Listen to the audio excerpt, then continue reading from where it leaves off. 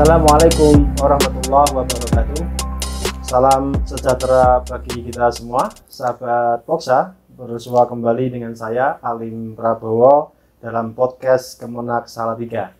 Hadir dalam kesempatan kali ini penyelenggara Bimas Kristen Kantor Kementerian Agama Kota Salatiga, Bapak Dwi Kuncoro STH yang biasa dipanggil Pak Kun.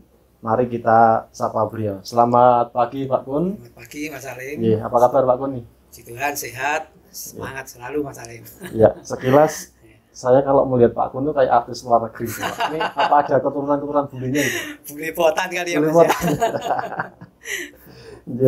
Ya Pak Kun, sebelum mendapatkan tugas di Salatiga nih Pak.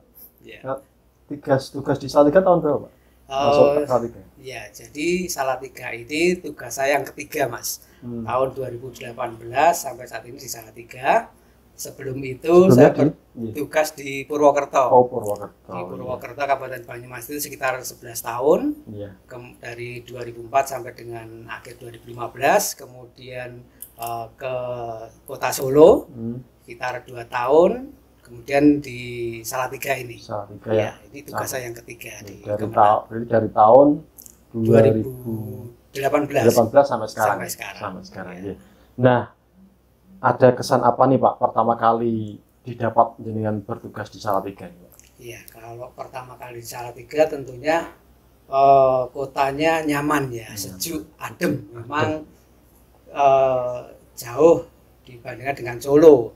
Justru sekarang saja saya sudah mulai lebih betah di Salatiga daripada di kelahiran saya sendiri gitu kan. Kelahirannya Solo nih? Solo ya. Karena di Salatiga memang adem, tenang, tidak terlalu macet dan juga apa-apa juga ada Mas, itu cukup menyenangkan tuh di Kota Salatiga. Punya hobi apa Pak?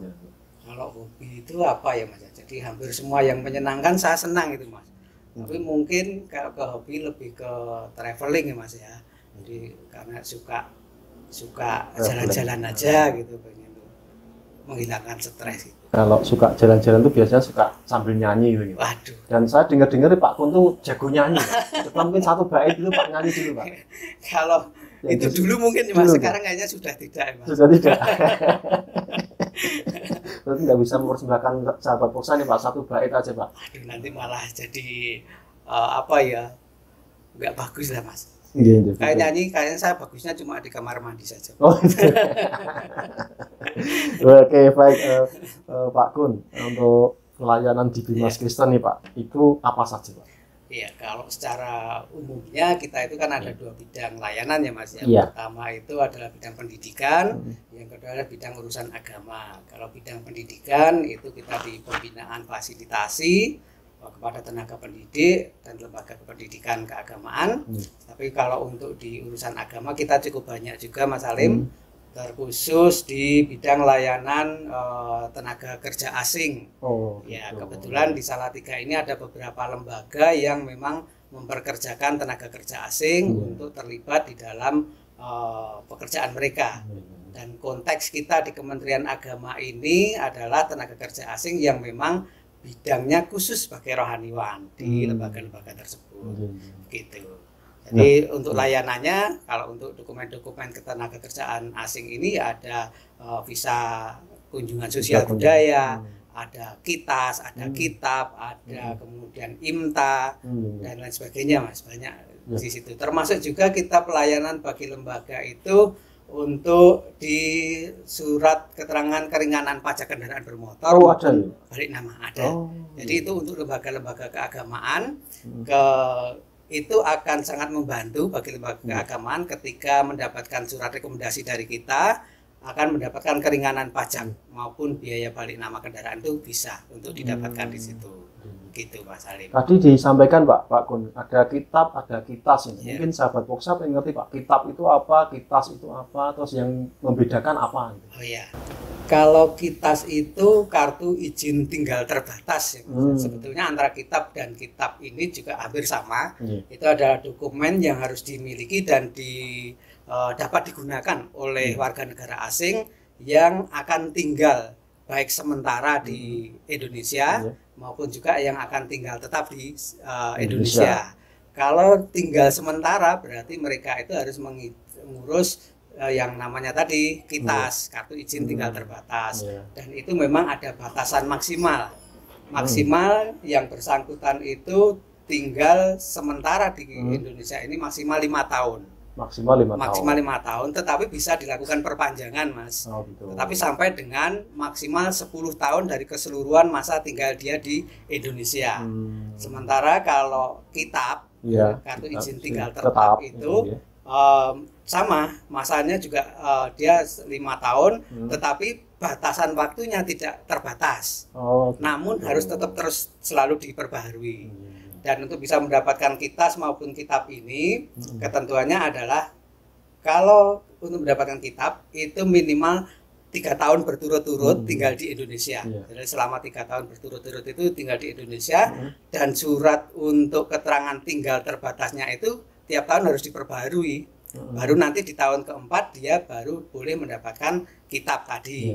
Seperti itu, Mas. Jadi dan kontak kita, layanan kita di Kementerian Agama untuk dokumen-dokumen seperti tersebut, kita hanya memberikan rekomendasi, Mas, untuk nanti lembaga mengurus ke kantor imigrasi, karena nanti yang mengeluarkan izinnya itu dari kantor imigrasi. Tapi rekomendasinya karena ini tenaga rohaniwan di lembaga keagamaan, maka rekomendasinya dari kita, dari Kementerian Agama, begitu, Mas. Pak Kun, saya tertarik dengan tadi yang disampaikan Pak Kun terkait dengan keringanan pajak kendaraan nih, Pak. Jadi mungkin pajak tahunan gitu, nggak tahu, mungkin balik nama, ini masuk di layanan Bimas Kristen gitu nih. Nah, ini untuk siapa dan bagaimana? Jadi layanan ini adalah untuk lembaga, Mas, lembaga keagamaan Kristen yang persyaratannya adalah ketika itu kendaraan bermotor yang akan dimintakan keringanan itu sudah harus atas nama lembaga, bukan atas nama perseorangan. Bukan. Makanya saya tertarik pribadi. Bukan. Jadi atas nama lembaga. Di STNK, BPKB itu sudah atas nama lembaga. Mungkin lembaga misalkan miliknya gereja apa betul, gitu. Betul. Jadi tidak menyebut nama perseorangan pribadi, tidak. Itu nanti yang bisa dipakai, yang bisa kita berikan rekomendasi untuk keringanan pajaknya. Jadi berbicara masalah pembinaan umat Kristen ini, Pak, di Kota Salatiga ini, siapa nih, Pak, yang mengambil peran dalam hal ini? Ya, kalau untuk pembinaan rohani iman umat Kristen di Kota Salatiga tentunya kita semua, khususnya ya tokoh-tokoh agama Kristen, kemudian termasuk juga kita di Bimas Kristen ini memiliki peran dan tanggung jawab besar untuk bisa melakukan pembinaan kepada umat Kristiani di Kota Salatiga. Dan kita butuh sinergitas, Mas, antara Kementerian Agama dengan pimpinan-pimpinan lembaga keagamaan yang ada di Kota Salatiga ini. Kita nggak mungkin bisa berjalan sendiri-sendiri, gitu, Mas Ali. Salatiga kota tertoleran di Indonesia, Pak. Jadi ini peran gara Kristen itu untuk kerukunan umat beragama di Salatiga ini khususnya ini seperti apa? Kita mencoba untuk menggandeng dari lembaga-lembaga keagamaan maupun juga tokoh-tokoh agama di Kota Salatiga ini, khususnya yang beragama Kristen, untuk terus ya menggelurakan, menggemakan tentang moderasi beragama dan juga toleransi beragama di Kota Salatiga, khususnya kepada umat kita, kepada jemaat kita, baik itu di gereja-gereja, di lembaga, di setiap pertemuan kita terus libatkan itu.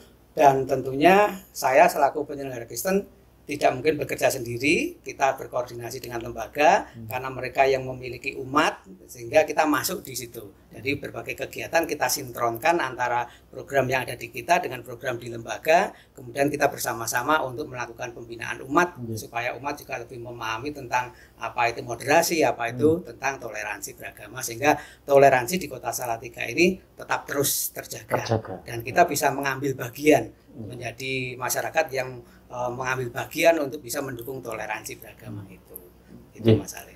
Terima kasih Pak Kun. Ini mungkin terakhir closing statement terkait dengan tusi Bimas Kristen. Silakan, Pak. Baik, terima kasih Sobat Poska, terima kasih atas waktu dan kesempatannya. Untuk tusi di Bimas Kristen kita lebih kepada sesuai dengan PMA 19 tahun 2019 bahwa kita memiliki tugas dan fungsi untuk melakukan pembinaan, bimbingan teknis, dan pengelolaan data informasi di Bimas Kristen. Oleh karena itu, peran serta masyarakat, lembaga keagamaan Kristen yang ada di Kota Salatiga itu akan sangat bermanfaat dalam pelaksanaan tugas-tugas kami di penyelenggara Kristen Kantor Kementerian Agama Kota Salatiga. Semoga Dimas Kristen bisa memberi manfaat kepada umat dan kepada masyarakat pada umumnya.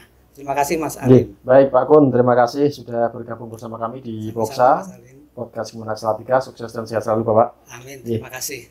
Sahabat Poksa, demikian bincang-bincang saya dengan penyelenggara Kristen Bapak Dwi Kuncoro STH. Semoga bermanfaat. Saksikan terus program-program lainnya di channel YouTube Kemenag Salatiga. Saya Alim Prabowo. Assalamualaikum warahmatullahi wabarakatuh.